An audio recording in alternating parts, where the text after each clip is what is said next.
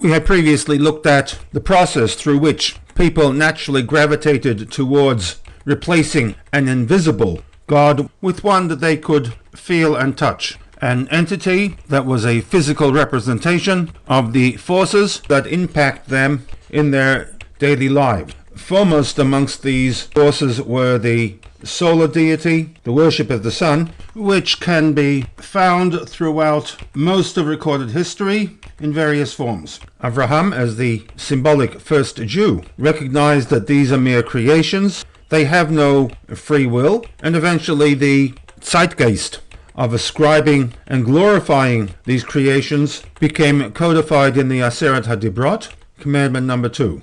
Judaism maintained that as creations that have no free will, they are merely tools in the hands of the Creator to provide mankind with its needs. Nowadays, enlightened man, particularly in Western cultures, has rejected paganism and has replaced the sun god with a more palatable term, nature.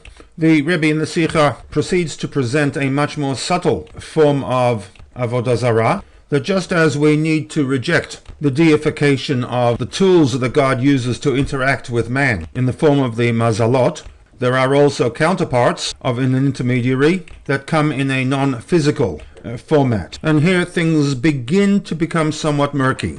There is a Kabbalistic concept of the four worlds through which God interacts with man. Man inhabits the lowest of these four worlds, the world of Asiyah.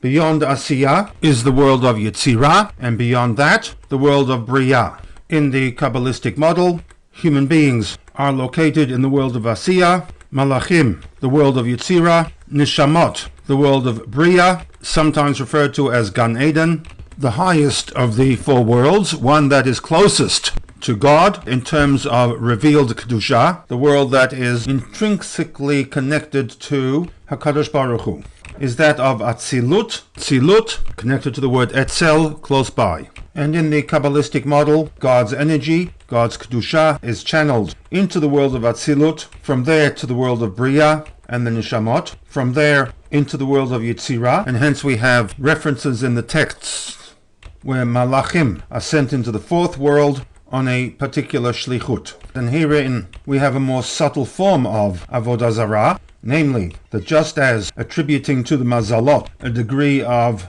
godliness as a deity, so too AVODAH ZARRA will incorporate the deification of the spiritual entities, the malachim of the world of Yetzirah, and even the souls of individuals who have been placed into a physical body. For they are mere tools in the hands of God through which God channels his Kedusha to mankind. And therefore, to praise and glorify these spiritual entities as independent beings is a subtle form of AVODAH ZARRA. Praying to these spiritual forces is also quite problematic. And this is based upon a pasuk in Devarim 4:7, as noted in the footnote, that we have a ma'amar chazal of a lav v'lo lemidotav.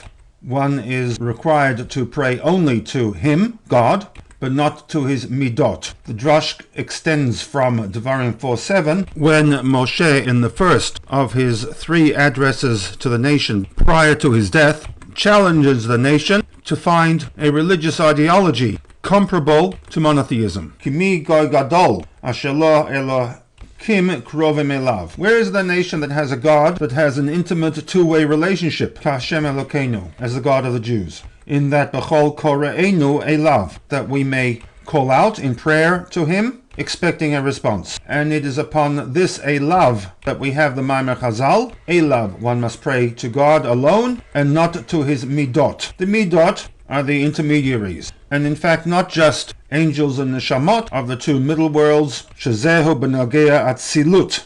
This even applies to the spiritual forces of Atzilut, the highest of the 4 worlds, and Ululamayla me'Atzilut, and those forces that exist beyond the world of Atzilut. This, of course, is heavy Kabbalistic ideology. This prohibition of AVODAH ZARRA would certainly preclude fundamental Christian belief in the Trinity, a belief that suggests that Jesus is the Logos, God's incarnation, the Son of God, he being fully divine and fully human. Pretty much an oxymoron from the standpoint of Judaism. And with this background, we turn to Yitro, the Kohen Gadol of Midian.